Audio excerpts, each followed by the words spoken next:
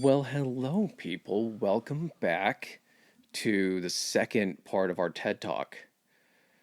Yeah, We're getting deeper into Teddy Roosevelt than we've ever been before. deeper than any of his doctors probably ever got inside of him. Probably. The man to the left of me, as always, he looks surprisingly good in pastels, a nice light yellow. Oh, yeah. Yeah, there you go. Golf He's sweater. a lean, mean Ed Gein loving machine. You like that? Nice. That is Professor Adam. I'm Professor Chris. Welcome, everybody. Class is in session. Where did we last leave off? Teddy had just essentially fulfilled the worst nightmare of the Republican Party when McKinley bit the bullet, pun intended, and launches Teddy into office as the 26th president of the United States. The boy president has been crowned. The boy president, the youngest president at that time. So, I mean, yeah, I think we just go ahead and take off from there. I don't think we really need to go ahead and these people are chomping at the bit, I think, for more Teddy. Got to. Yeah, this is why you came back. All right. Well, we are getting back into Teddy again, everyone. We love those 5-star reviews. We love it when you read, you review, you subscribe, you send us feedback, all that good stuff. Thank you for listening. We love you all. Now to the episode.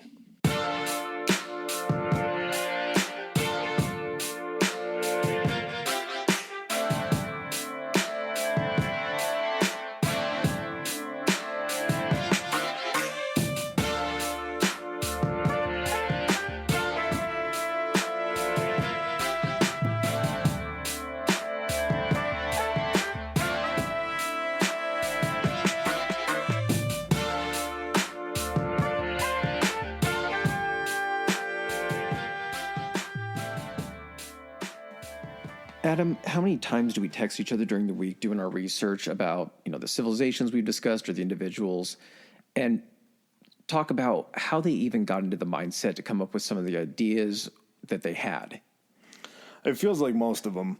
I know that all of these people that we've talked about in our podcast haven't really been known to use psilocybin, but some sort of a psychedelic, something along those lines to help broaden a horizon, to help, I don't know, mend a peace deal. Like a version of smoking the peace pipe together. Yeah. I'm sure that a lot of the people that we've talked about probably dabbled in mushrooms. Oh, without a doubt. And if you're looking to broaden your mental horizons, or if you're an old vet to the game, we got a deal for you. We're friends over at mindmenmushrooms.com. We're both product testers. We enjoy what they put out. You're a micro, I'm a macro. Yep. That's where we get the most out of it. Yeah, I really do enjoy their pre-portioned pills that you can get. They're capsules that you can either dump into a drink, anything like that, or if you're just on the regimented vitamin schedule. I'm the lemonade mix guy. I love to mix that up, pour it over ice, add a little bit of sugar to it. I'm not going to go out and mow the yard, get crazy, but I might go out and get in the hammock for a while. Nice way to finish your day, for sure. Exactly.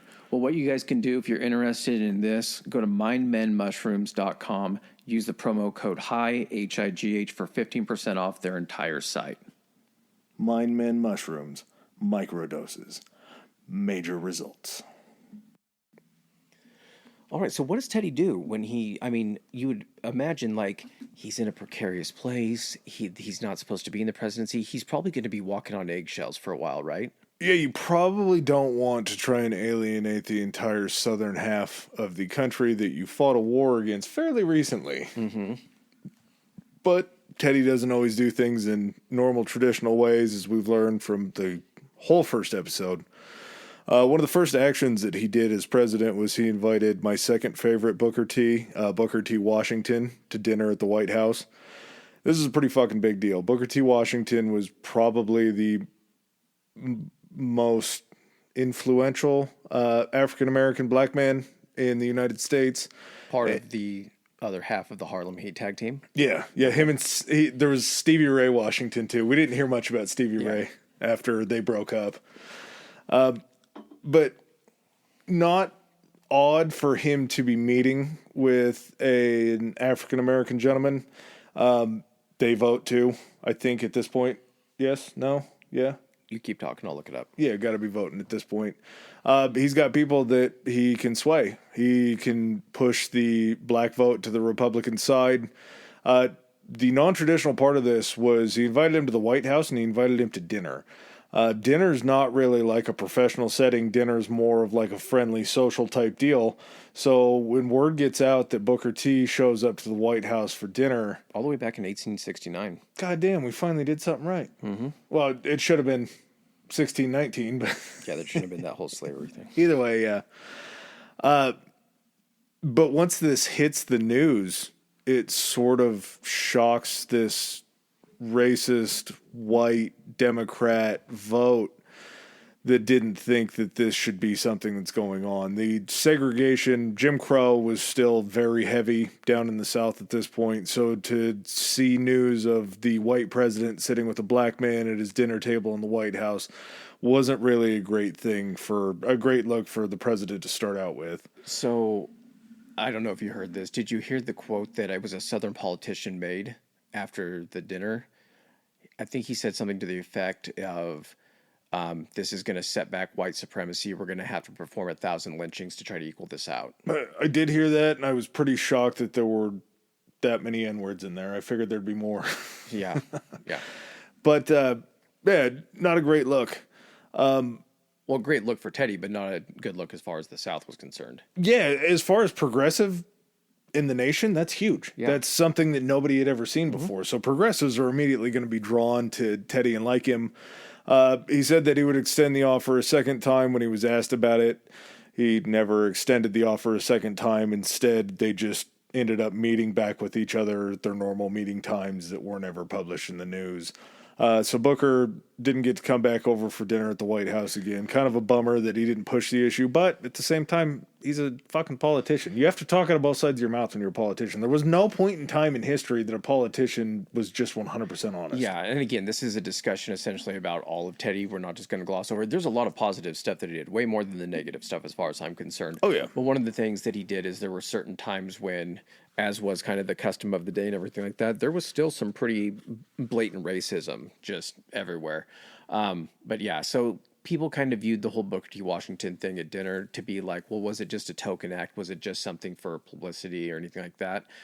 We're never going to know, but essentially it's one of those things that essentially shook up the established order and was a huge deal at the time. Yeah, he had also done a few other things in his presidency at the beginning, and I think after he was reelected, spoiler alert there, but he gave a lot of the lower positions in the presidency to African Americans, which Like the administration. Yeah, was pretty unheard of.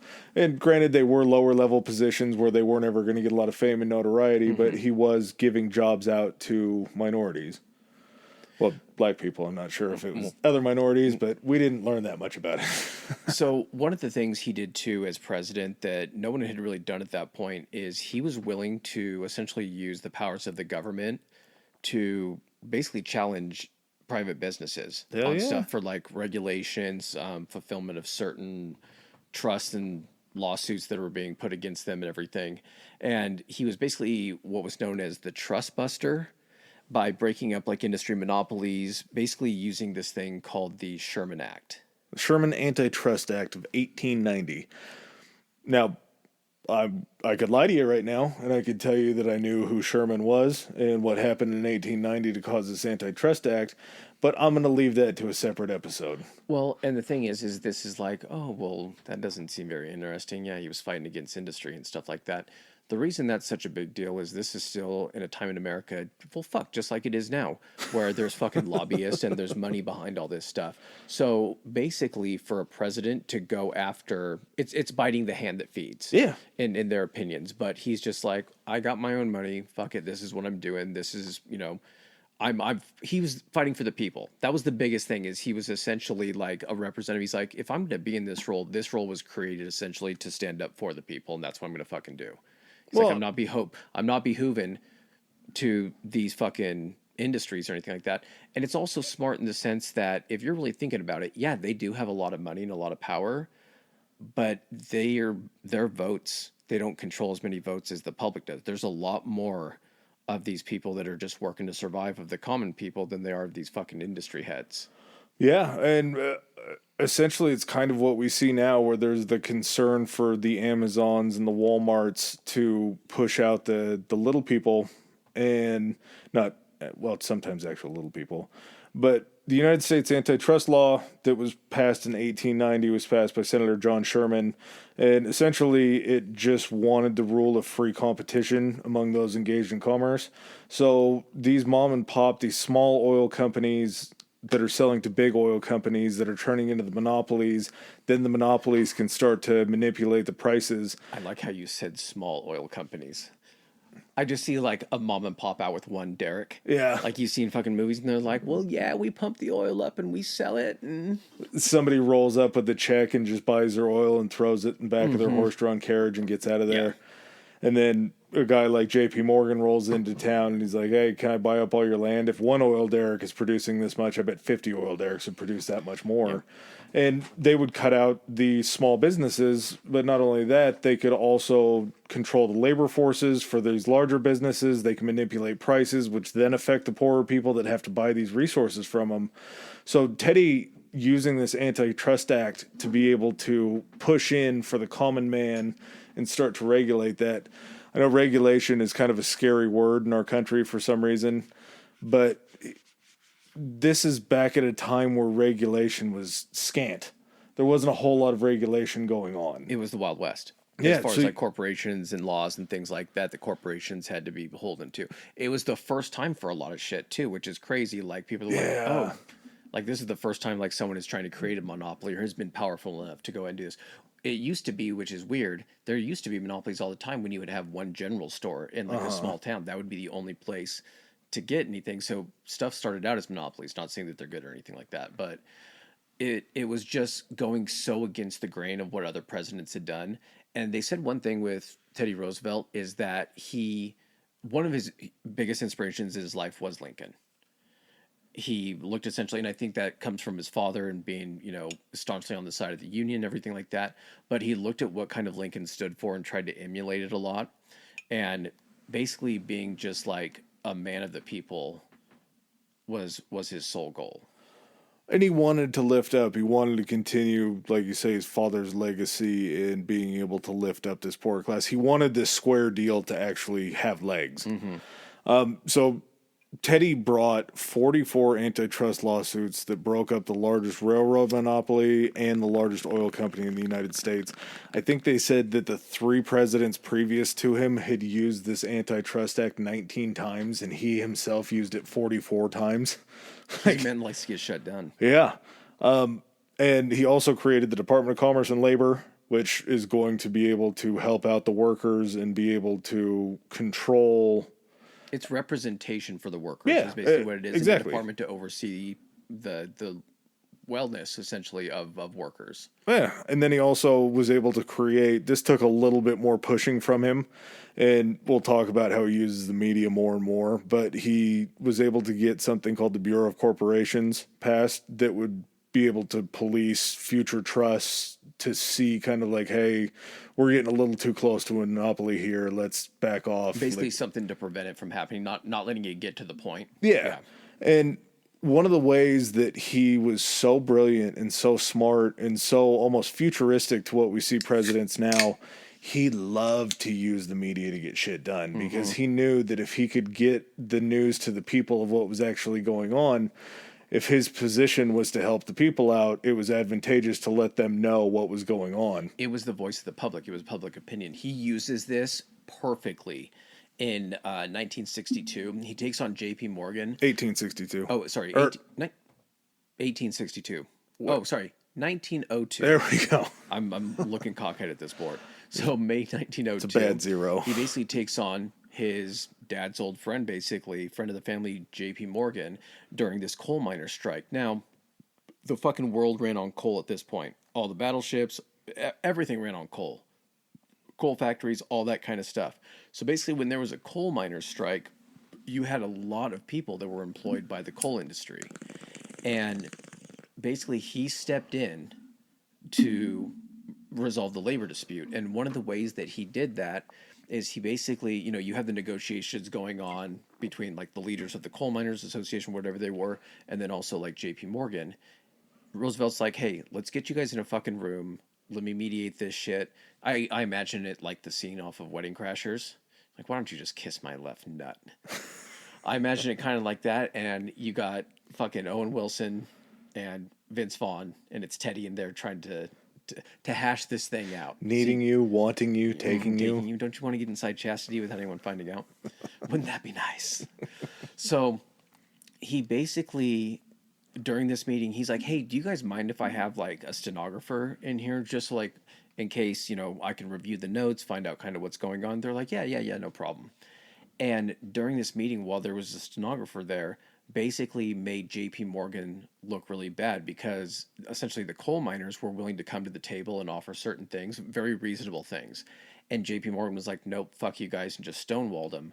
Well, what ended up happening is Teddy took these stenographer notes, and because there wasn't any type of prevention or law preventing him from sharing this, he basically gave them to the press and had them run them like the next day in the papers, and it instantly fucking turned public opinion so far against JP Morgan that he was able to settle the labor dispute. Well, the other very key tool that he used too was, like you said, the world ran on coal. We were coming up on winter time, everybody had coal stoves, something needed to be done.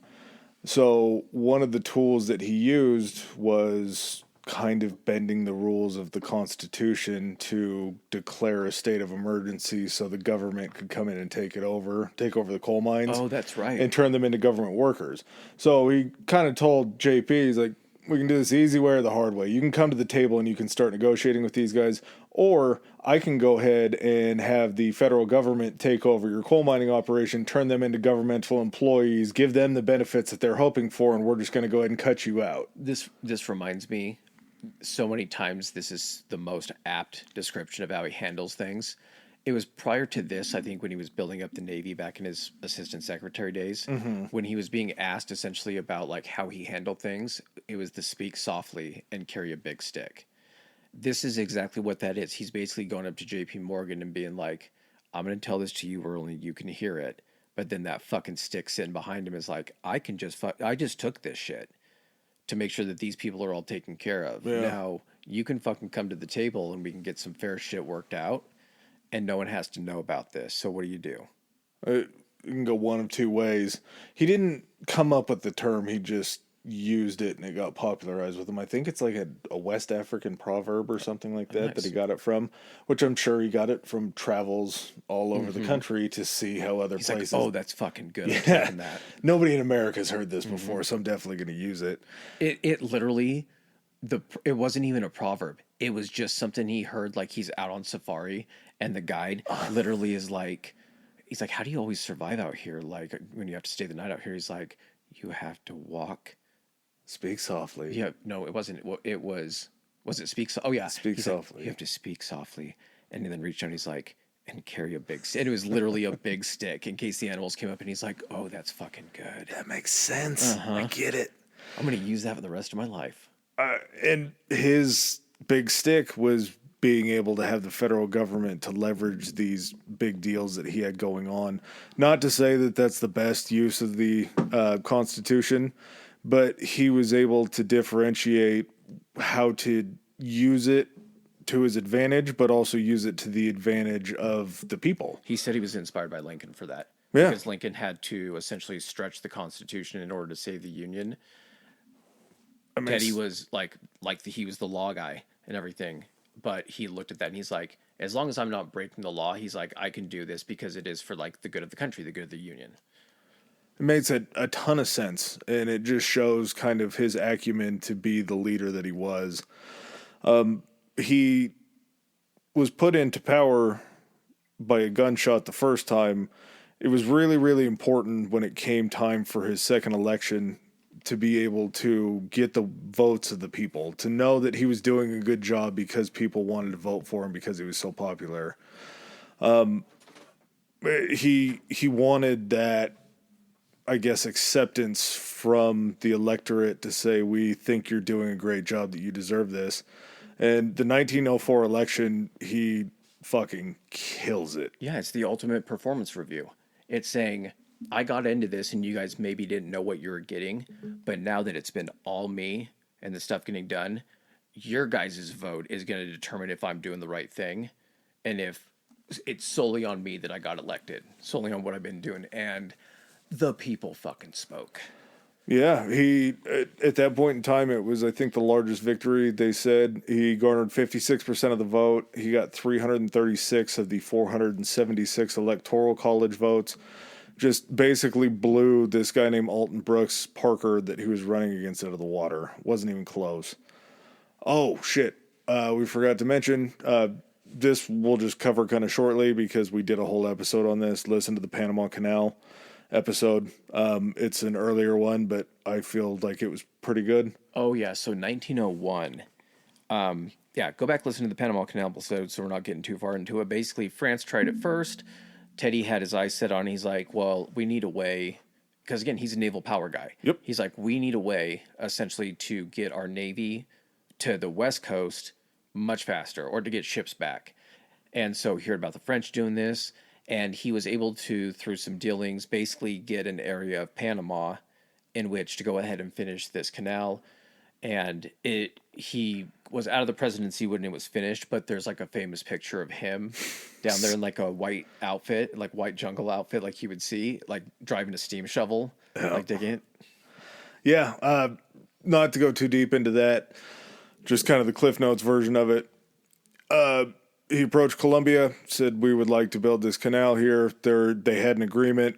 Colombia took it back to their group of representatives. They're like, fuck no. Colombia controlled Panama. Yep, Colombia controlled Panama.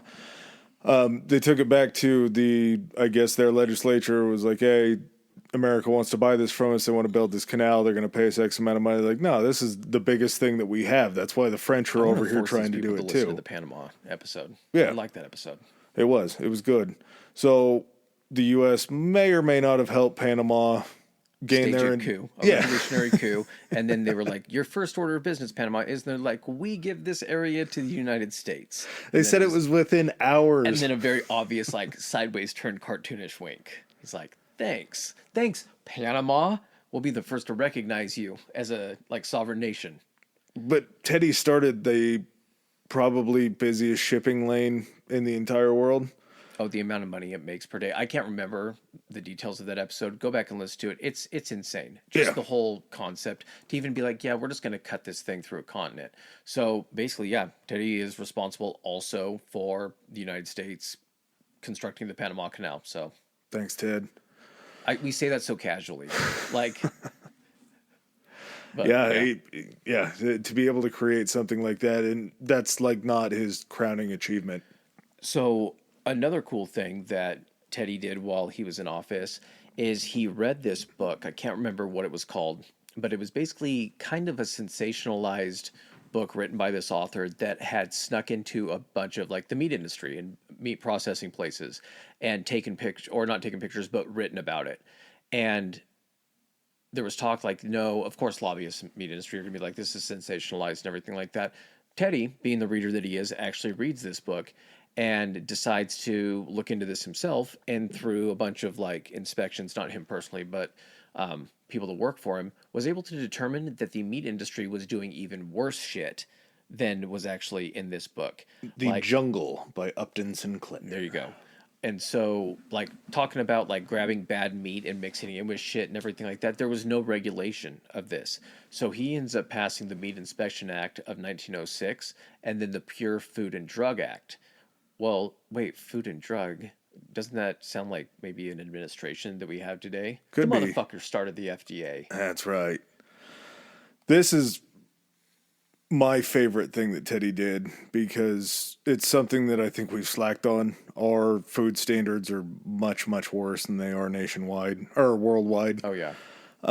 But when he did this... That's why I only eat Butcher Box. Butcher Box sends you pre-cured. No. First one's free Butcher Box. Yeah, next one's going to cost you. Hey, send us some of your shit. But Upton Sinclair was, like you say, he was a muckraker. He went into these places, these meatpacking places, to see what was wrong. Is that what they called them, muckrakers? Yeah. Shit stirrers. Same thing, I Yeah, I think. was gonna say, Yeah, yeah. you rake the muck, you stir the shit. Yeah, there you go. But after Teddy read the book, he wanted to get a hold of Upton Sinclair to be like, did all this shit really go on in these meatpacking plants, or did you sensationalize it?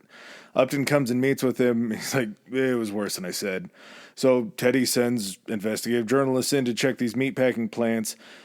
They found areas where the sausage was being made underground by women, and they had no windows and no natural light that these people were working in.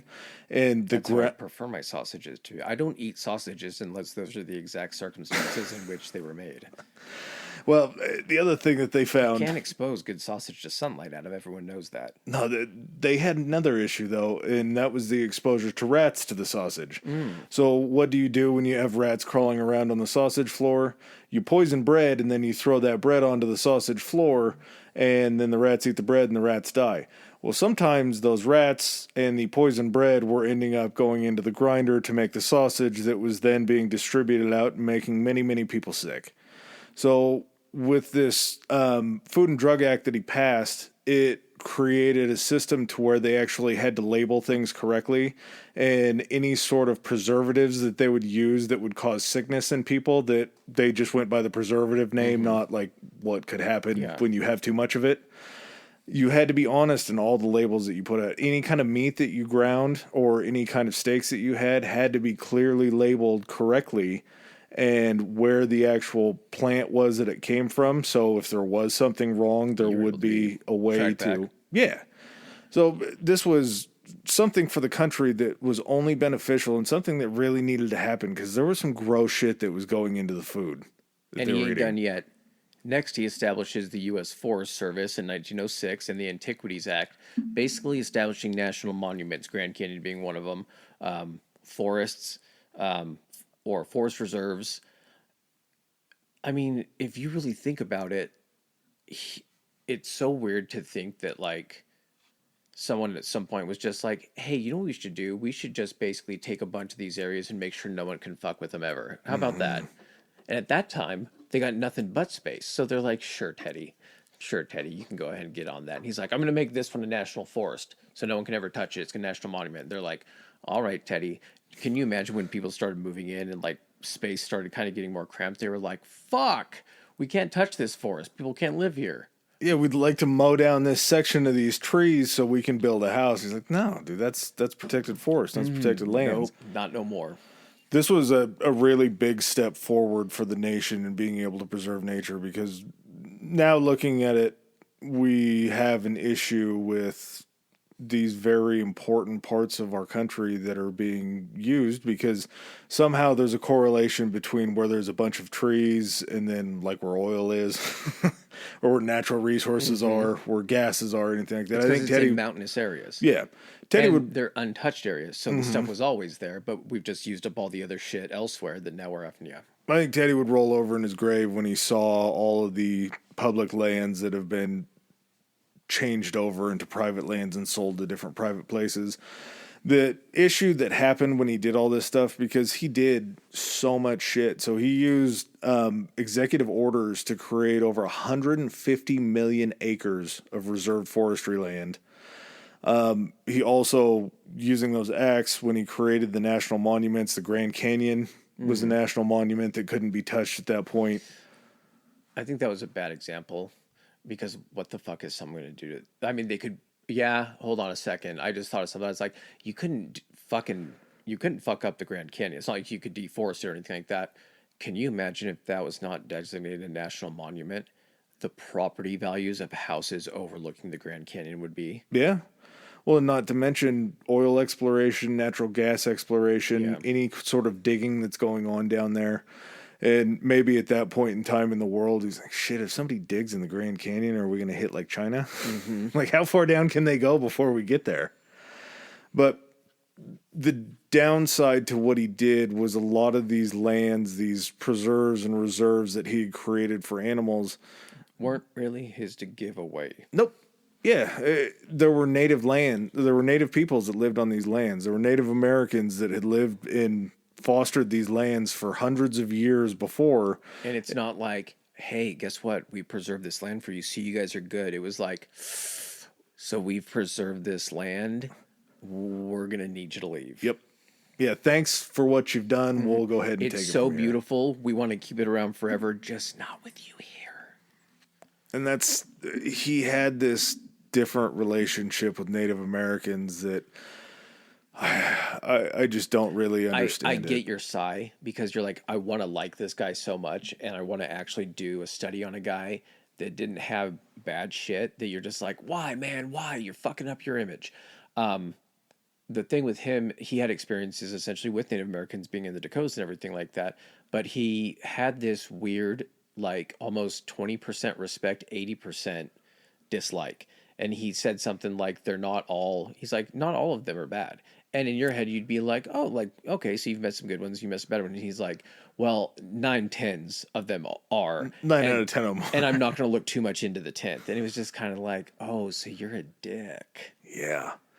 And it's so shocking to me because just like we talked about with the Rough Riders in the last episode, there were Native Americans that came over and fought with the Rough Riders. You'd think that seeing that he would garner some sort of respect. Yeah, but I mean, to what degree? This is also the same guy, back to our Geronimo episode, that paraded Geronimo and 3 other chiefs during this 1904 election celebration down the street in D.C. It made them dress up in full regalia, and then Geronimo goes and says, hey, will you set me and my people free? He's like, not you. I'll look into setting everybody else free, though. So his relationship with Native Americans was just so odd, and it gets so much weirder towards the end of this story when he heads down to South America. But yeah, it was a great way to preserve the country's beauty and to really help out the environment. Way to slap the other piece of bread on that shit sandwich. Had to. Well, then the guy wins the Nobel Peace Prize for negotiating the treaty of the Russo-Japanese War, correct? Yep, the Treaty of Portsmouth. Do you think at this point he was like, listen, I think I can handle this. Like, what the fuck makes you qualified? He's like, I was able to actually fuck over JP Morgan. So if you let me talk to these guys, I'm sure I can resolve this situation. They're like, well, fuck, okay, give it a try. Yeah. Have you guys ever heard of the Stockmen's Association of North Dakota? I did that. Billings that was County Deputy Sheriff right here. So the Treaty of Portsmouth ended the Russo-Japanese War, so Teddy got the Nobel Prize for helping to do that. The guy ended a fucking war between the Russians and the Japanese, and he played it really well. I think the Japanese, weren't they like kicking the Russians' ass? They had taken out their entire navy or something, and like we mentioned that, I think, in the Samurai episode when we were talking about... I believe so. I think we talked a little bit about the back and forth. The issue, I think, was that Japan was running out of money and Russia was running out of people. And Russia never runs out of people. Well, they're running out of ships. Yeah, maybe that was it. They don't run out of people. But to win a peace prize for a guy that intentionally started the Spanish-American War, that seems a little bit odd. It's almost like he knew that... Accidentally, intentionally, for sure. Mm-hmm. But I think that it sort of shows a little bit of like when he's the leader of everybody, he wants to be safe and wants to be peaceful. When he's just a lower level guy that the heat's probably not going to come down too hard on, he's willing to risk it. I think what it is it's kind of like the driving phenomenon with your girlfriend or your wife. If you're going someplace together, regardless if you're taking her primary vehicle, you're driving. Because if you're sitting in the path, you have to be the one in control. So if he's like, well, if I'm in the one in control, then everything's going to be cool. I won't crash the car. Exactly. One thing he also met, tying it back to 2 or 3 weeks ago, I don't know if it was during his second term, he met with Franz Joseph. Not the current ruler of Austria-Hungary at that time, part of World War I. Yeah, I don't think he met with Franz Ferdinand. It was Franz Joseph Ferdinand was the guy that was leading it, and then just regular Franz Ferdinand Jr. or whatever. The guy that was leading it was Franz Joseph, his uncle. Franz Joseph, that's how they distinguish him. They would just use his first name and middle name. I didn't think it was Ferdinand too. Maybe it was. Anyway, so yeah, he ended up meeting him as well. Also, first president to fly. Crazy. The Wright brothers, him and the Wright brothers hooked up for a In St. collaboration. Louis or something. Yeah, he was the first president to fly. I think That's he was only in the air for like 30 seconds or some just insanely funny it number, but counts. yeah, first guy to Fucking fly. count. You got to be up at speed enough. You can still 30 seconds. You can crash and die. Yeah. Yeah, what comes up is going to come down if you don't know how to land. Well, essentially, how do you keep the greatest hits coming? Well, after you win the 1904 election, the people have spoken. You you would think you would get up there and you would just be like, "Hey, let's get this party started." Instead, you get up there and he's like, "Just to let you know, I'm not running again after this." And everyone's like, "Hey, what?" They said it was one of the most just like uncharacteristic and also unnecessary things to like do. There was like a phonograph scratch as soon as he said it. But it was, he announced it essentially to where it was to the public, and then somehow felt because he had made that bargain with the public, like at some point, do you think he could like come back in 3 years and be like, listen, I have this plan.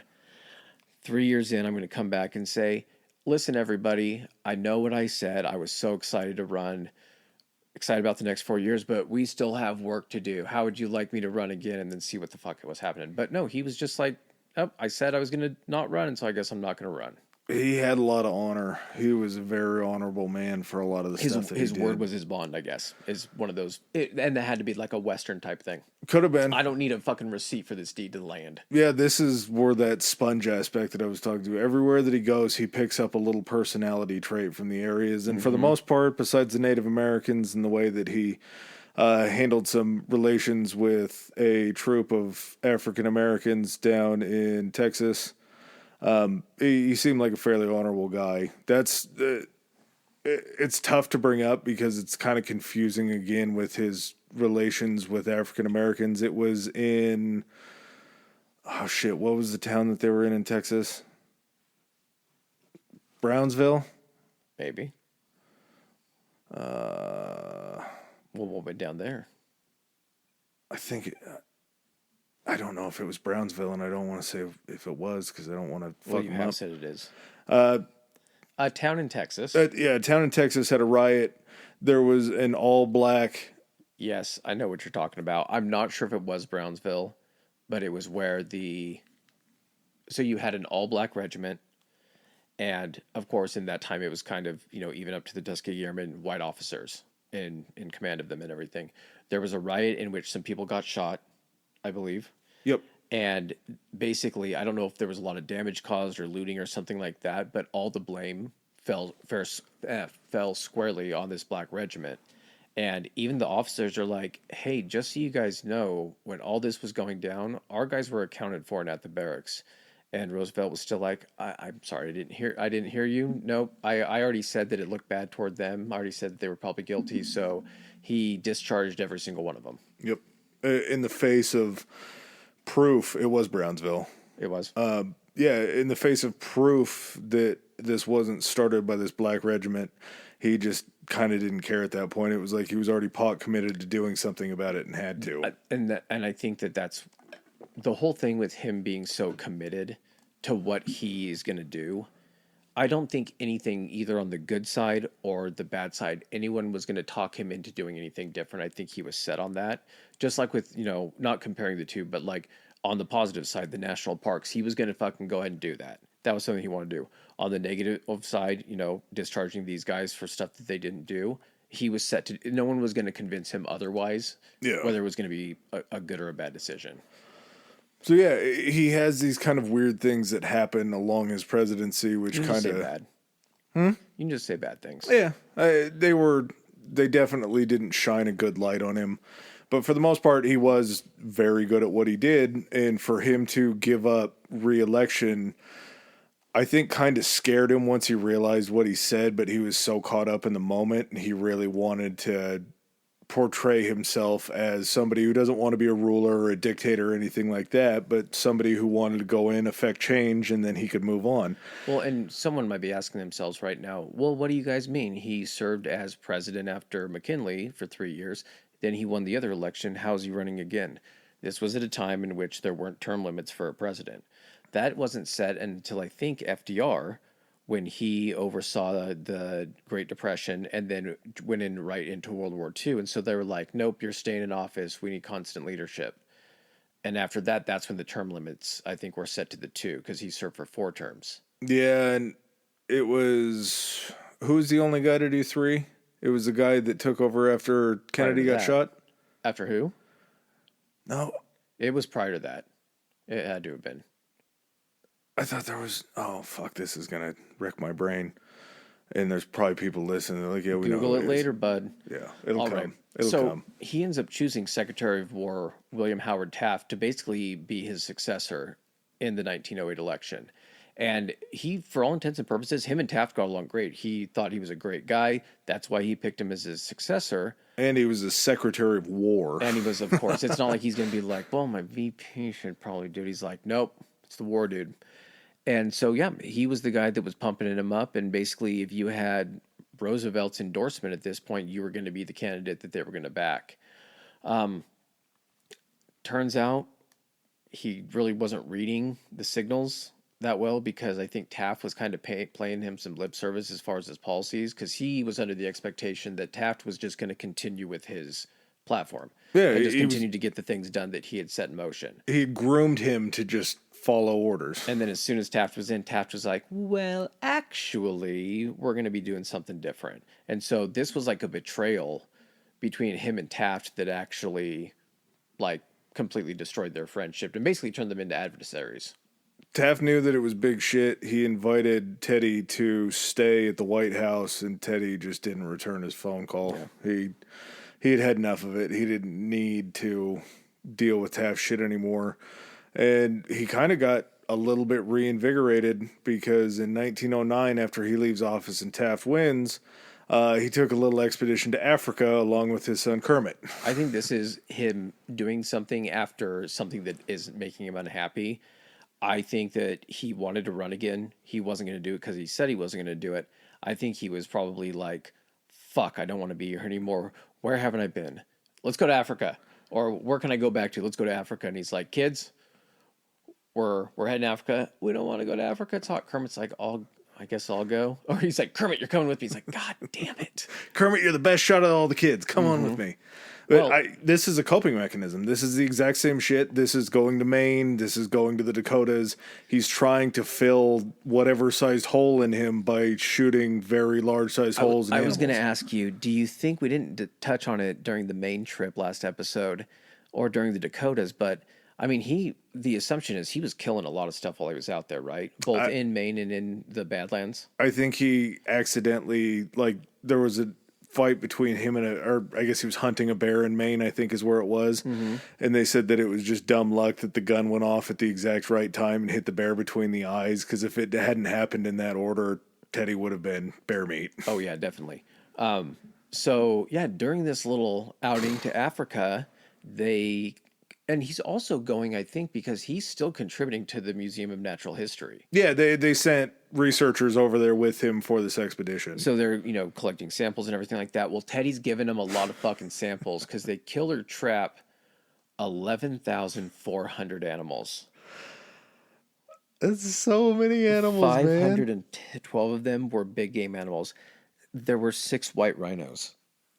6 white rhinos. I mean, there was a lot of white rhinos back then, maybe. I don't think there's ever been a lot of white rhinos, buddy. I don't think there's ever been a large abundance of white rhinos. Again, this is not a thing that we find positive, that I find positive about Teddy Roosevelt. I understand that the Museum of Natural History was probably real stoked to see a bunch of animals that they hadn't seen before, but I don't think you need to kill over 11,000 animals. I think you can get your point across with less. Get what you need to get. So Teddy, it seems, was really upset about not being able to run for this election to take it out on this many animals. You know what side I fall on this debate here. Hunting, I agree with. I feel like it is very important now to control populations. Not the greatest thing ever this is trophy hunting. It is. You're eating 11,400 animals. Well, at the same time, again, I'm going to try to put a little bow on this. shot a lot of things that were then sent back to the United States that there was no way in hell that any American would ever get to see in their lives. We do the same thing with zoos, which also are something that I love that depresses me. I'm not pro zoo either. I'm not going to ever be able to see a tiger in the wild. That's just not something that I ever want to put on my bucket list. These animals are all dead. They are, but you're still seeing a stuffed taxidermied rendition of them that I think maybe taught. I don't think that I've seen a tiger move, and I've seen a stuffed tiger. It's nowhere near. Like, you could see a stuffed tiger and just be like, oh, because it's not moving, maybe it's fake or something like that. But like, yeah, I don't think you need to kill 11,000. Okay, then it was a bonding experience with Kermit, because Kermit was a great shot, That's too. That's a lot of bonding. Well, they said that they would have competitions, and Kermit would like be able to keep up with his father as far as how many animals that they were shooting a day. This wasn't also just them; it was a whole team that they had gone with. That's what I'm saying. It was a murder squad sent to Africa, and trapped or killed. So maybe they trapped him and released him. I think trapped means trapped and then killed. Okay, all right, fine. One of them is just trapping and shooting it. The other is just shooting it without the trap. Well, after his little murder spree in Africa, he comes back. Like we talked about, he has that falling out with Taft and the Republican National Convention. So what do? If you're Teddy Roosevelt and you're still like, you know what? I've just killed a fuck ton of animals. I am fucking jazzed. I think I'm ready to get back into politics. Well, no one's going to take you. You just start your own party. Yeah, you build from one. And what do you call the party? Well, someone asked Teddy, are you sure you want to do this? Teddy says, I feel as strong as a bull moose. So what do you call that party? You call that the Bull Moose Party. I thought he said that he was strong like bull and hung like moose. No, he did not say that. That wasn't it? That was not it. I thought it might have been like a North Dakota thing that he had learned from the Native Americans. Proverb. Yeah, an old Native American proverb, strong like bull, hung like moose. Mm-hmm. This, to me, it's kind of one of the more amazing things. Third-party candidates here in America just don't get any love or any shine. Was this the first time when a third-party candidate was an actual, like, legitimate, like, candidate? No, there had been other parties that had kind of come and gone before, but nobody had ever garnered the kind of attention that the Bull Moose Party was because nobody had an ex-president running the party. No one also named it something like the Bull Moose Party. Yeah, like, we're the Republicans, we're the Democrats, we're the Bull Moose Party. Like, I want to go with them. Well, to think about the way that government was set up then, where it was just basically Democrats, Dixiecrats, Republicans, you had two sides. Yeah. So everybody that was a senator, everybody that was a House of Representative member was going to be one of those two. Just like we saw with the Nazi Party in World War II in Germany, they had to build up seats in the Reichstag before they could then go after the main power source of the chancellery, the presidency, all that stuff that Hitler got.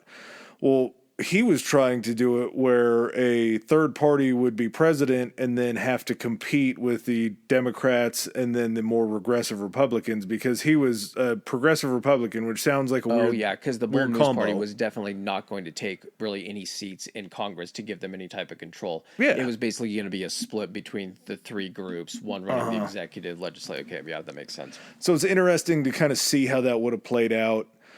But the Bull Moose Party being this progressive Republican party, this always blows me away when I say it, and I need to figure out the day that it actually happened, and maybe it makes me a bad man for not knowing it. Women still couldn't vote. So women's suffrage was something that the Republican Party, or this Bull Moose Party, had taken on as something that they wanted to do.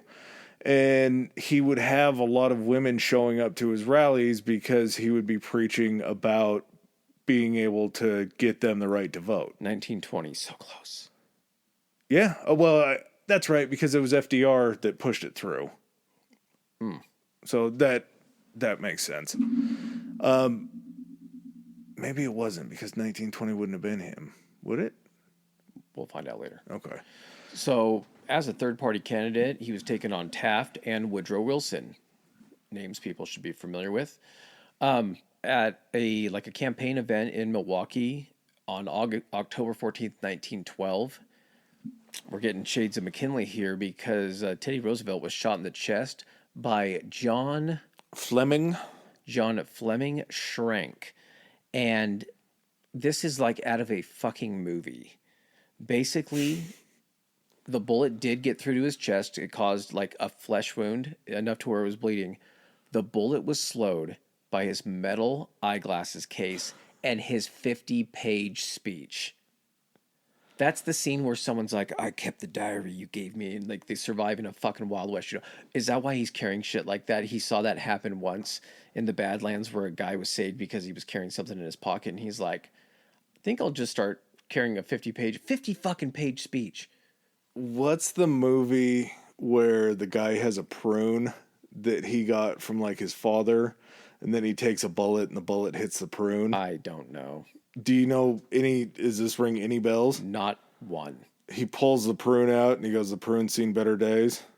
No. Okay, maybe I don't. I want like, to say it was Problem Child. I feel like this is a exclusive feature in your head. As dumb as this sounds, Problem Child. I think it was Problem Child. Okay. I think it was Ted Healy that did it. But yeah, he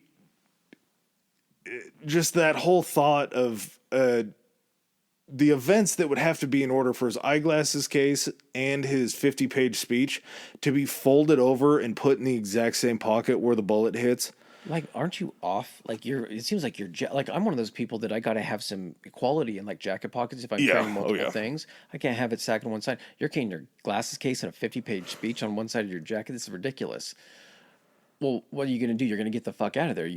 There was just an attempted assassination. Well, no. He refuses medical attention, basically takes the stage, and then delivers a 90-minute speech while bleeding. Well, he even started the speech off by opening up his jacket, being like, I'm going to need everybody to be real quiet in here. I just got shot and I need to give this speech. He opens up his jacket and shows everybody in the crowd his bloodstained shirt and then goes right into it and just launches into it. Yeah. His woman in the back fainting. Oh! Well, what a way to get everybody's attention. You just got a bloody shirt on from getting shot. They said that his medical training from being a part of the Rough Riders had shown him, since he wasn't coughing up the blood, that it wasn't that fatal. Mm-hmm. I don't know how anything... Well, that's just how casually you said that. That's like the litmus test. Be like, you've been shot. Am I coughing up blood? Well, not that I can see. I'm good. Yeah, I think I can go on. That's what I mean. If you get shot and it's that close to your lung and you just go for 90 minutes talking and breathing and doing all that. Here's the thing, too. Sorry when I said it was a flesh wound, it was bleeding. Sorry, he had that bullet. It actually went in and stayed in his body, remember? For the rest of his life. For the rest of his life. So sorry, I didn't mean, but so that's even more so. It went in just enough into like the muscle and everything to stay in there. And he was still like, nah, Daddy's got a speech to give. Got up there for 90 minutes. Now, you would think that something like that would definitely win you the presidency, right? You would hope. I do know that Taft was just... he was a lame duck at that point. Even before that, they did, I think it was probably like primaries or something like that. The only one that Taft won out of all the Republican primaries that they had done was his home country or his home state. Do you think this is a situation where, like, you just came from Teddy Roosevelt and now you get Taft? Do you think the country was just so used to having Teddy Roosevelt as that figure and everything that when they got Taft, it's like, you know, your girlfriend was previously dating someone with a bigger dick than you, and you somehow found out about that, and now you're with her. So you never think maybe she's still thinking about that. Maybe the country was like, we miss Teddy. It's an ego blow. This guy just isn't Teddy. I also think that there was a lot of progress under Teddy, and with the way that Taft had kind of slowed things down and was just trying to ride in that wake instead of continuing to progress the country. Mm-hmm. It was like, well, we had a lot of movement from Teddy, and now we're just kind of stagnant again. People are looking at it as a failure, being like, what did you do? Like, stuff just ground to a halt. Yeah. And then the guy that brought you so far enters the race as this Bull Moose Party. And then on top of that, he gets shot and gives a speech. I think it was on the Democratic side. They said that the bullet was the shot that won or the shot that killed the Democrats and the Republicans' chances of winning the election. Yeah. Unfortunately, it didn't quite go down that way. Roosevelt would put up pretty astounding numbers, the largest numbers that a third party, most amount of votes that a third party candidate has ever gotten. You got 27% of the vote, 4.1 million votes, and just did what the Republicans were so afraid of. They split the Republican vote between Taft and Roosevelt, and when it's a three-person race, you don't need 50% to win. Taft ended up pulling out some shit. He got, 23% of the vote, so 4% less than Roosevelt. 27 plus 23 is 50%. You're trying to do math right now? I think I got it. Except for the numbers don't match up because he got 27, Taft got 23, and Wilson got 42% of the vote. So that only seems like 92%. You can just say that Wilson secured the majority of the vote needed in the electoral votes. Okay, yeah. That works too. Don't stress about the facts, baby. Electoral votes, Roosevelt ended up getting 88. Woodrow cleaned off the board with 435. Taft picked up a solid 8. But still, again, he basically split the vote. Wasn't the result that he was hoping for. And so, what do you do at this point? You lost the presidential race as a third party. He's probably not feeling great about it. So, in true Teddy fashion, he's heading someplace. And let's take a little bathroom break, and then we're going to get into where he goes next. Yeah, we're headed to the Amazon. Well, hey there, all you sexy historians. How you guys doing? It is time for socials. Where can they find us on Instagram?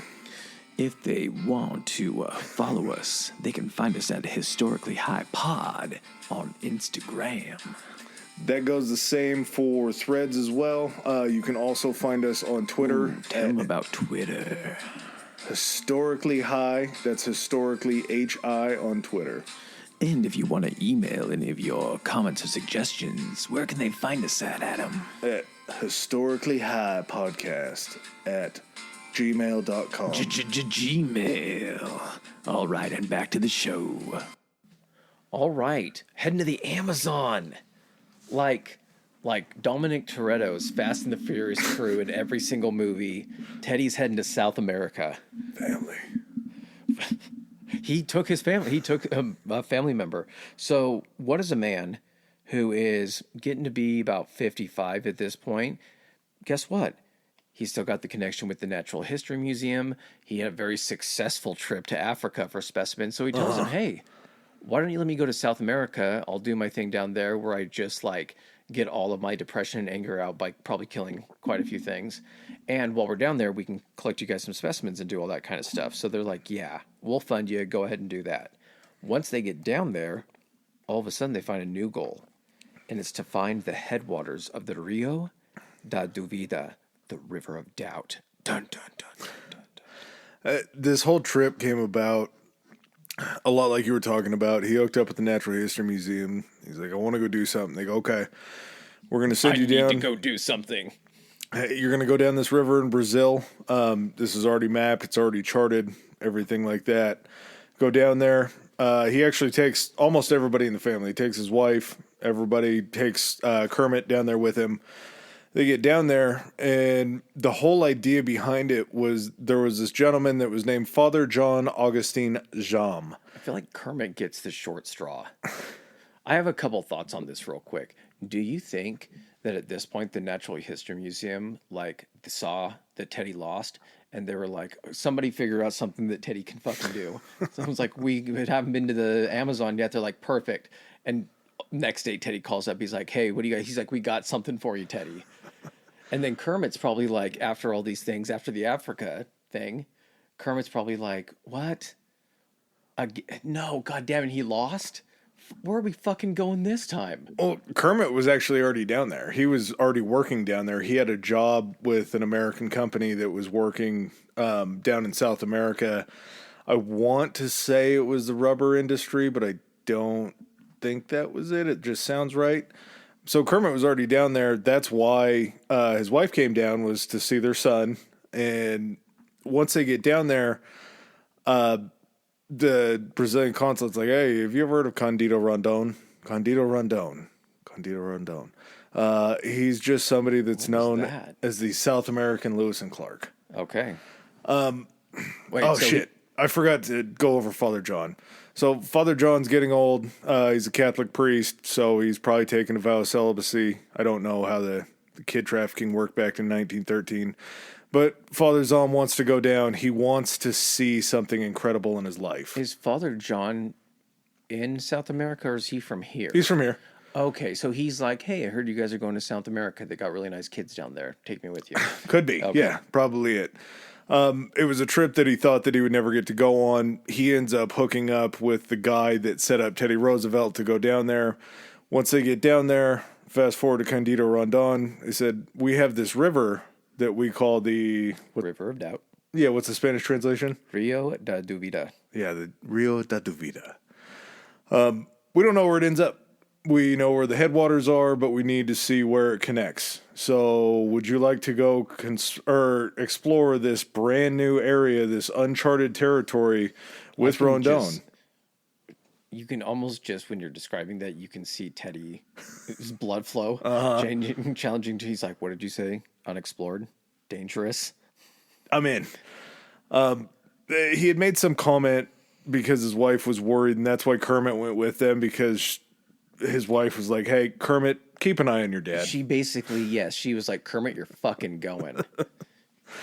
I guess Teddy had made mention of, if the Amazon needs me, I can leave my bones in South America, or some goofy shit where he's like, I'm not afraid to die. It was essentially what he said, was I'm not afraid to die going on this trip.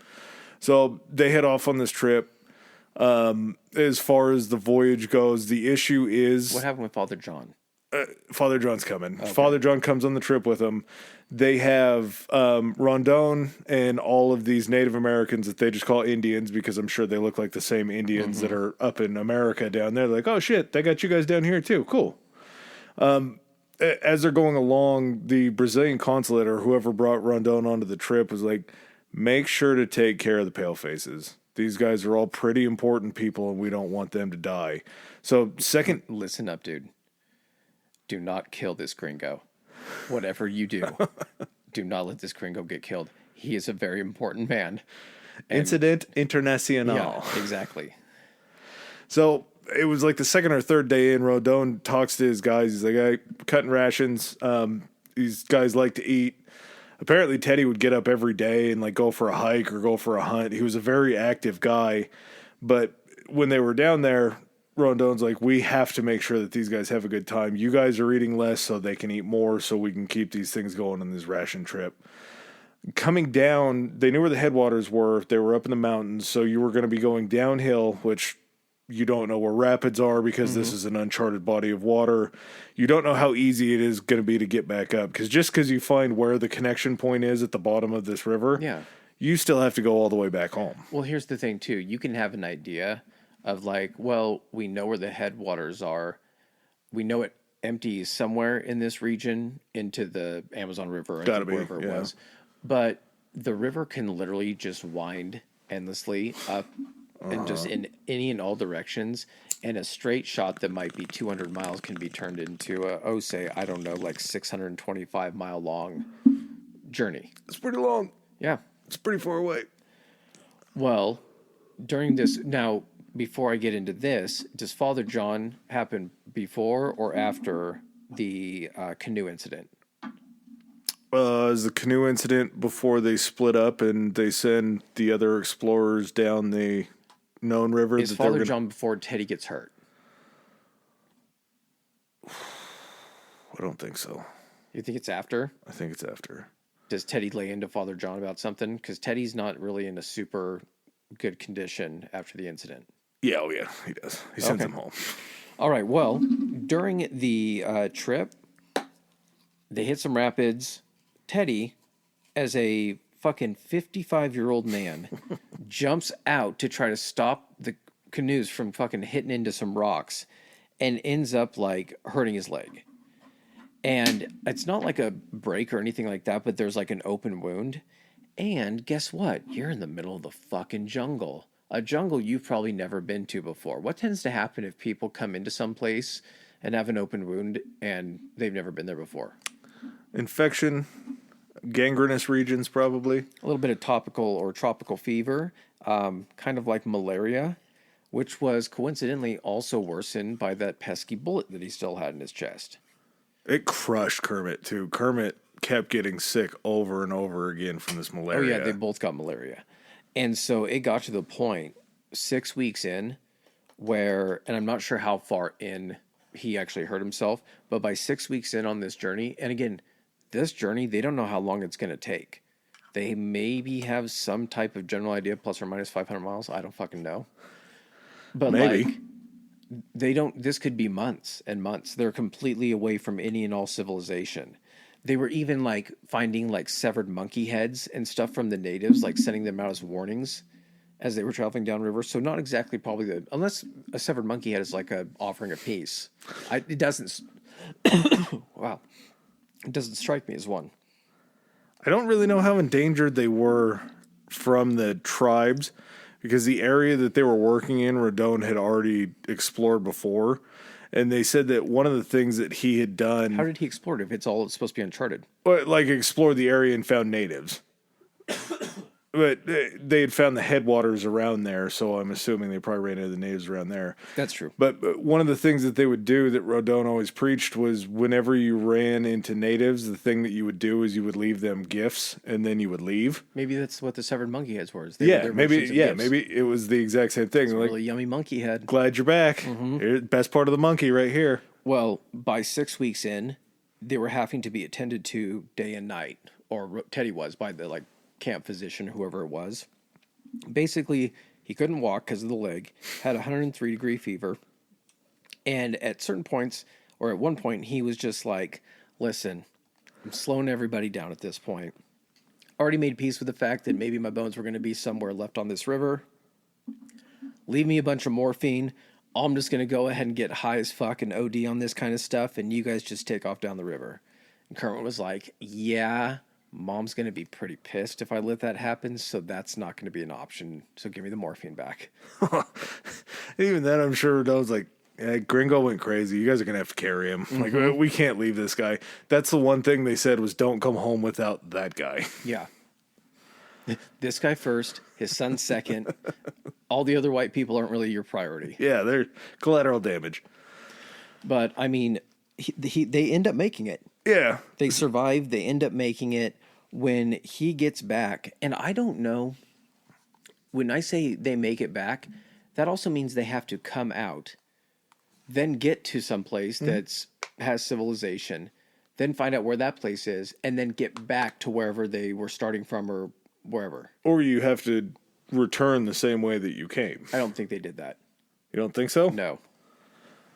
To go up that entire, it was a 625 mile, you couldn't do that. You couldn't go back up 625 miles at that point.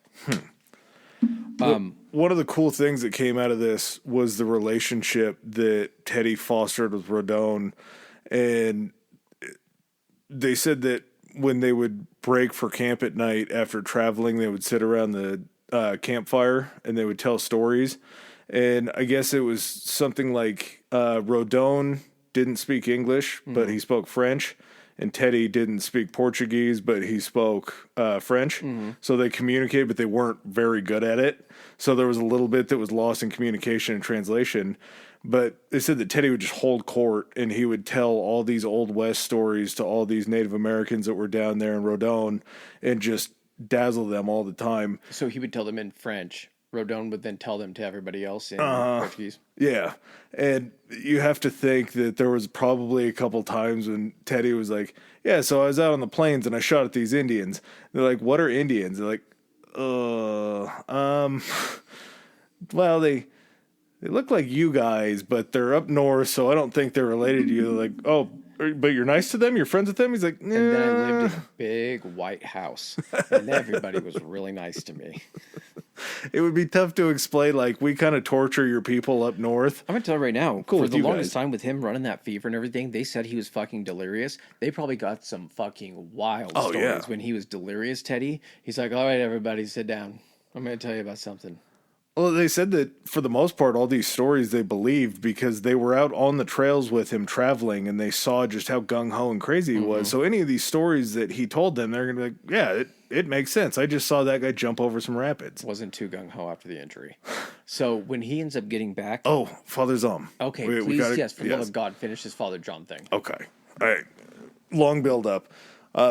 They end up coming to a fork in the river, and it kind of comes to a turning point where they have to explore this other fork that they think they know what it is already. I think it was the original river that they were coming to travel down. And so they had to get specimens and everything off that river. He sends a guy that had come with him from North America who had led a failed trip to Antarctica. And so this guy was coming back to be like, this is my redemption story. I'm going to set all this stuff up. He set most of the stuff that they needed up, and he did it wrong. So he got sent down the other side of the river. As they were still trekking down the new part, Father John was with them, and they're like, we got to make some cuts. There's too many people here. We don't have enough to support. All the pack animals are sick. This is becoming an issue. Teddy's fucking dying. Father John raises his hand. He's like, I have an issue as well. I'm very tired. I don't like walking. You guys don't make my dinner the best. I'm going to need you guys to construct 2 long poles and put a chair on it that I will sit in, and then these Indians will then carry me, because that's what Indians' purposes are, is to carry white men around. As soon as Teddy heard it, Teddy's like, Rodon, do you need translation? Rodon's like, no, I think I got what he said. And he's like, okay, you're out of here. Get out of here, Father John. This was your trip to come down here, and because Father John was just a terrible person that went down to South America for this voyage and then didn't want to go hang out with the Native Americans that were their guides, that were keeping them alive, that he wanted him to be carried on a chariot around. Finally, Teddy had just had enough of his shit, and he's like, you're going home. You're out of here. We're getting your ass out of here. How does he do that? Just send one guy with him? Did Father John die? He sent them back, or he sent him back down the river with the other guy. Oh, okay. So that was where the split happened. And instead of Father John continuing on this voyage, Teddy's like, I don't like Native Americans just as much as you do. You're just being mean to their faces. Hey, you're not going to tire these guys out, because good chance is they're going to have to carry me out of here. Yeah. I don't want them tired when they have to. I like the throne idea. The rest of it's bullshit. Get out of here. Well, once they end up getting back to civilization or whatever, it was like the complete opposite of when he came back from the Badlands, where he was, gained weight, was bigger. He lost 50 pounds. That's so much weight to lose that fast. Yeah. And they said when he went down there, he wasn't in the best condition. So, but even losing fucking 50 pounds, and it's not like, hey, how long did it take you to lose 50 pounds? Oh, it took me 2 years. Oh, good for you. This is like within the course of like months, losing 50 pounds. Not a healthy way to do it. No. I'm sure the malaria, throw up, and diarrhea probably cleaned out quite a bit of weight. Probably. Well, he ends up getting back to, I'm not sure if he gets back to someplace in South America or Brazil. I know he ends up returning in May 1914. In June, Franz Ferdinand is killed. Pretty close. Yeah. Pretty close in time. And I say that to say, as soon as like Teddy leaves, and when he comes back, fucking war is popping off. And he's got to come back and just be like, oh shit, it's go time for Teddy again. Get to do it a second time. Yeah. I just see him pale, just walking in and being like, there's a war. Assemble the Rough Riders. Get on the horn. Get all the Rough Riders back. Half of them are dead, man. Yeah. We'll call everybody that's still alive. It's like an Expendables movie. Yeah. They just keep getting fucking older. Well, he still had a voice in public and kind of on the political stage and everything. Like, people still listened to him. And so when he came back, he was arguing because the war, started popping off. Apparently, I didn't know this, but Germany established submarine warfare very early. Yeah. I thought for some reason that might have been just an established World War II thing, but no. So basically, they're running unrestricted warfare, submarine warfare, which basically means they're just indiscriminately sinking ships. And so Roosevelt's a huge, proponent, be like, you guys got to give them harsher penalties and stuff. I don't know how during a war that works. Like, what are you going to do? You're going to be more at war? How are you going to punish them when they're already at war? Like, that's we're going to send point. Huh? That's a good point. What's the escalation? I think it's just, you're just saying, hey, you should, punish these guys for this. And it just sounds good. They're like, yeah, you should punish those guys. You could, I guess, after go to the war with resources. After the war, if you lose, it's going to be even worse. Okay. I don't fucking know. I know that it probably sounds good. Well, on March 19th, he's given permission to raise 4 divisions of the new Rough Riders. Was this before or after the Lusitania? I believe it was after the Lusitania. Yeah, it had to have been because right after the Lusitania, isn't that when they declared war? Yeah. Okay. So yeah, the story of the Lusitania is basically it was a British like luxury liner, and basically the Germans came out and were like, "We know you're shipping guns over there and you're transporting guns on these ships. So just so everyone knows, they took out an ad in like the New York Post, and were like, just so you know, the Lusitania is not a safe ship. If we find it, it's going to be sunk." Well, a bunch of Americans still got on it. It was a small amount. It was like 112 out of like the 2,000 ship's passengers. Still a lot of people. I know, but like to be like they warned them, they still did it. War. Yeah. So it ends up getting sunk, and then that's essentially the kind of the moment that the United States enters into the war. Well, Woodrow Wilson is like, Teddy, yeah, you can assemble the new Rough Riders, but you can't go. And he's like, what the fuck do you mean? That's the only reason I'm assembling. Like, he's more than 55 years old at this point. He's like, what do you mean I can't go? But there's no Rough Riders without Teddy Roosevelt. According to Teddy's book that he wrote after the Spanish-American War, you are accurate. So what do? Wilson tells you can't go. You write a book bashing the shit out of Wilson. You know what else you do? What do? You threaten to go up to Canada and go over in the name of Canada. Did he do that? Yep. I did not know that. And then you also threatened to, I believe it was, go over to France with your troops and join the French Foreign Legion or whatever it is to go. So basically you're training a private military outfit. Yeah, you're a soldier of fortune, so to speak. A-team type shit. Yeah, okay, there we go. Well, what ends up happening is basically also, I'm guessing Teddy's wife is like, no, you're not fucking going.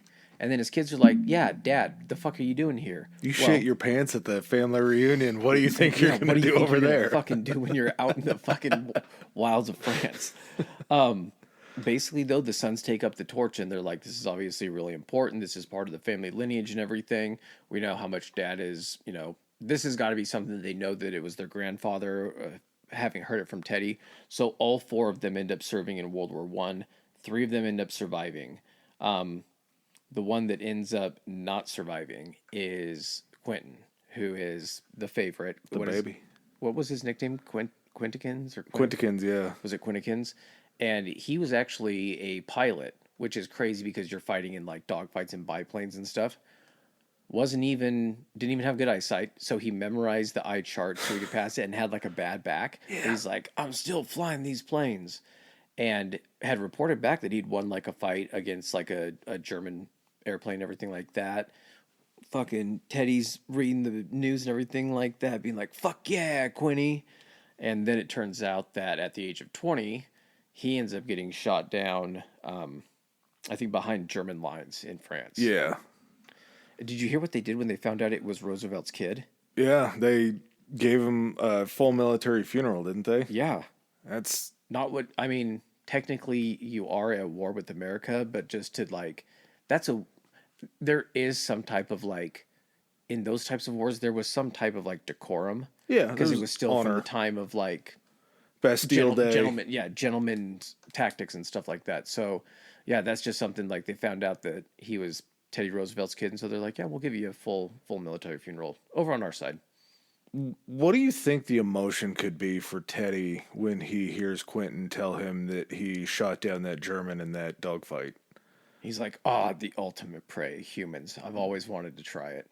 But there's like a mix of feeling too, if you think about it, between like, are you so scared that your son was in a dogfight? No. You think it's just pride? I think Teddy, that's the only thing that he would focus on is the accomplishment of what he did. And it was just a complete like, fuck yeah. And then he got the other telegram. And he's like, fuck no. They said he never recovered from, that was like the loss that he really never recovered from. It was his favorite kid. Yeah, it's a rough way to go. You want to hear something crazy as well? Theodore the Third, which one of the 3 kids. T3? T3. The oldest? Yeah, 57 years old. We discussed this. Remember, he landed leading troops at Normandy on Utah Beach. Do you remember us talking about that during the Yeah. D-Day episode? Yep. Yeah, man. I completely forgot about that. So we had nothing for the Roosevelts in the Civil War. We got Teddy in the Spanish-American War. We have Quentin, actually all four of them in World War One, and then T3 in World War Two. Yeah.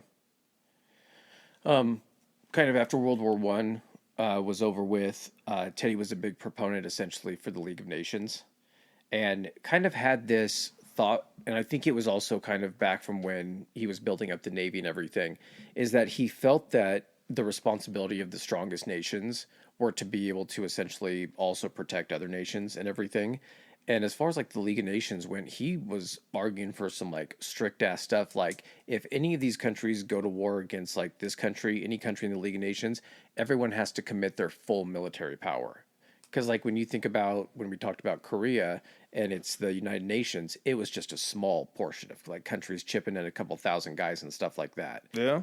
But like think of how much a deterrent that would be is to know that like there's no fucking around. It's not going to be a soft response if you go to war with this country and other countries are like, yeah, you guys just hashed it out. It's like, fuck, we got to commit the full. That's a huge deterrent, especially at that time. Some of his ideas didn't get accepted. That was one of them. They didn't really want to be that harsh about it, I guess. But well, then we end up getting the UN. Yeah. So we get kind of a modern adaptation of this League of Nations idea. That, it's the precursor because the League of Nations was established Yeah. after World War One. But it wasn't the It didn't same. do fucking much, did it? No. No. Didn't do much preventing that's pesky Second World War. Toothless organization. Well, January 5th, 1919. We've come to the end of the road. What a long, The end of the road. such a long road. A full 60 years of life. A crazy fucking 60 years. I like that he kept the family home in Oyster Bay, New York. Oyster Bay. I think that's what you were talking about earlier. There was Oyster Bay, Roosevelt's, And then the Park Avenue or whatever. yeah.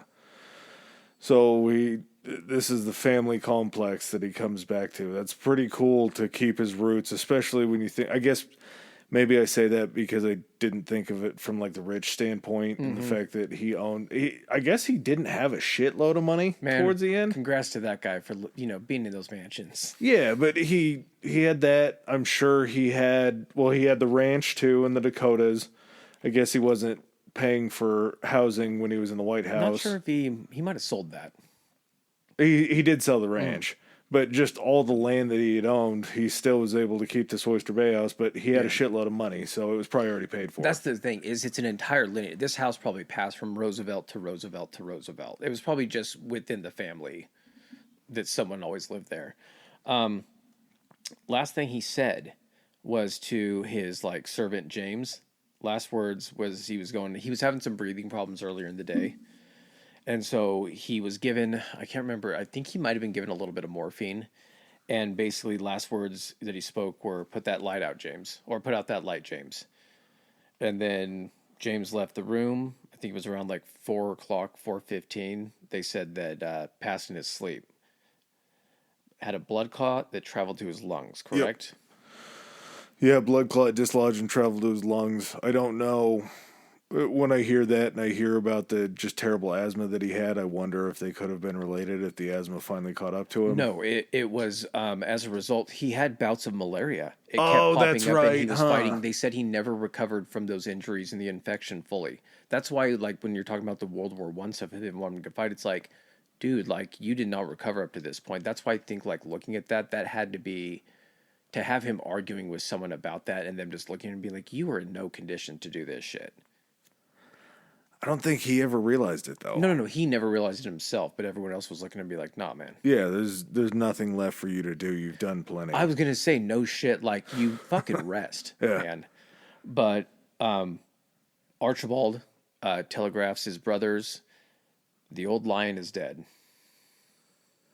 Pretty soon after they had found out about Quentin, too. Yeah. So not a short period of time between losing your youngest brother and then your father. Mm-hmm. And it's About what, 6 months? yeah, Yeah. would have been right around That's what there. I'm saying. Like the pain of that, the heartache, the stress of that on an already just decimated fucking body that's also battling fucking malaria. And like the one of my favorite quotes was, I don't know who said it. It might have been the VP, but he basically said death had to take him sleeping because if he would have been awake, there would have been a fight. To have someone fucking say that about you, Yeah, that's a pretty big honor. To think that that's like, it sounds silly and funny, but after learning everything about Roosevelt, it's almost like you can't fight a blood clot, but he probably would have tried something. he when they were diagnosing, like, sounds like he got some blood clots. He's like, how do I fight them? Yeah, that He's was like, probably well, we have this medicine. No, no, no, you misunderstand me. How do I fight them? And this, I'm not really understanding your question, Mr. Roosevelt. not the medicine, me. Yes. Buried on a hillside overlooking his beloved Oyster Bay. And I mean, I think of course, there's still Roosevelts around today and everything because it was such a large family.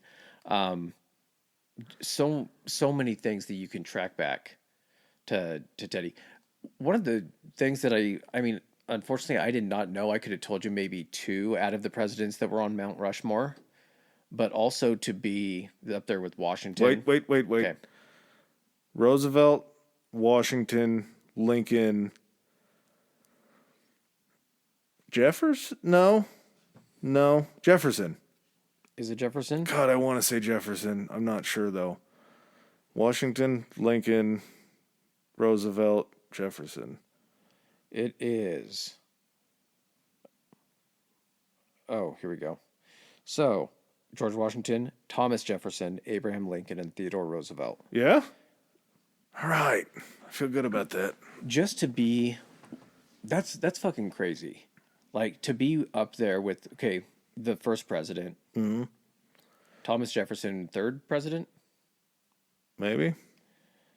Abraham Lincoln, and then Teddy Roosevelt. Like he gets to be up there. Also, it's funny because he's like the most hidden face that kind of goes back, but then he's also the closest to Lincoln. So there's something kind of poetic about that. Yeah. Someone that like was used him as such a kind of a like a North Star and everything to have that. But yeah, man, like not just a life, but like many lives. Like I said, he's rich political Forrest Gump. Yeah. He's Warrest Gump because he liked to go to war. You can tell it gets late in the night and late on these podcasts when I start making those puns. It was well thought out, though. The thing that I kind of went back and forth with just studying Teddy was I don't know how far I would have gotten into it just looking at a few of the things, but the Bull Moose Party doesn't sound like it would have been the worst party in the world. No, it was a really progressive party. Yeah, and I think had we'd seen a third party break through when the Bull Moose Party happened, I feel like it would be a different United States today because there would be that chance. And once you gain the foothold of the presidency, then you start filling seats, and you basically we don't have this two-party system. That's that we the have biggest today. complaint, man, is we don't have our selection is so fucking limited that you're just like, what are the chances out of two you're gonna have a good option? You'll have a better or a worse option, Yeah. but that's may not be fucking saying something if they're just both like, well, he's on just this side of better and this guy's just on this side of worse. Yeah, if there could be, and of course it's been tried and everything like that, but something that if it would have caught fire, or had, on the off chance, what if he would have, lived another 10 years and been able to be an establisher of that party and kind of like nurture that thing? It could have, I'm not saying he didn't do enough in his life because like, goddamn. Yeah. But it's just, a guy like this who got so much fucking done and was never going to stop. I don't know if he was long for this world. I think he lived a lot longer than he should have. Yeah. Lot longer. Just with everything that he did, he faced mourning death and loss with facing literal death. Yeah, exactly. He kind of fought fire with fire, and there were so many chances so many things that could have happened along the way, just like you were talking about with the robbery story. Had he not stuck up on that guy would have turned around and shot him. And that would have been the end of Roosevelt. We would have never had Roosevelt at a very important time in our country. He never stopped like taking a risk. Remember, he went blind in one eye during a boxing match at the White House, right? He got punched like by a sparring guy in the side of the head, and he went blind in one eye. And this was prior to him wanting to go to fucking World War One. He also used to make members of the cabinet strip down naked and skinny dip in the Potomac River. Did he really? In D.C., yeah. He would go for swims. Apparently he loved tennis. And he actually had so many people in the cabinet playing tennis that he just called it his tennis cabinet because everybody was out there on the tennis courts. That was one of the things that he did to stay in shape. And I think it was probably mostly a rich person sport at that point. Yeah. But he just always had to be moving. During the Russo-Japanese peace treaty discussion, he brought them into a room where they actually ate a meal standing up because he didn't want the argument over like how many people were seated on the Russo side versus the Japanese side or anything like that. So he wanted to try to level the playing field to make them feel like equals at all times. It's just little shit like that he does to keep thinking and to keep moving that make him such just a crazy individual. It's why we know so much about him. It's why we have so much information on him. Yeah, there's a lot of points in people's lives that are just kind of dead and boring, and there's not a whole lot of information about them. Very famous people that did a lot of stuff. There's some down years. Daddy didn't have any down years. His down years were when he died. That was pretty much it. His literal down year. Yep. All right, man. You got anything else? No, I hope everybody likes it. I hope that everybody enjoys it as much as we did doing the research. The old lion. Yep. All right, guys. Well, thanks again for joining us on this episode. Remember, rate, review, subscribe, give us feedback, like us 5 stars wherever you listen to your podcast. And we'll see you next week for another fun-filled adventure of Historically High. Peace. All right, ladies and gentlemen, thanks for joining us for another episode. If you like what you heard, hit that subscribe and like button. Follow us. If you didn't like what you heard, still hit that anyway, because we'll probably cover something in the future that you do like. Please follow us on our social media. Adam, hit him with it. Our Instagram is Historically High Pod, Historically High POD, and we are on Twitter at Historically High. That's Historically HI. All right. And if you guys want to send in any feedback, suggestions, hit us up on those two, or you can even do it on Gmail. It's historicallyhighpodcast@gmail.com. Thanks again. Peace.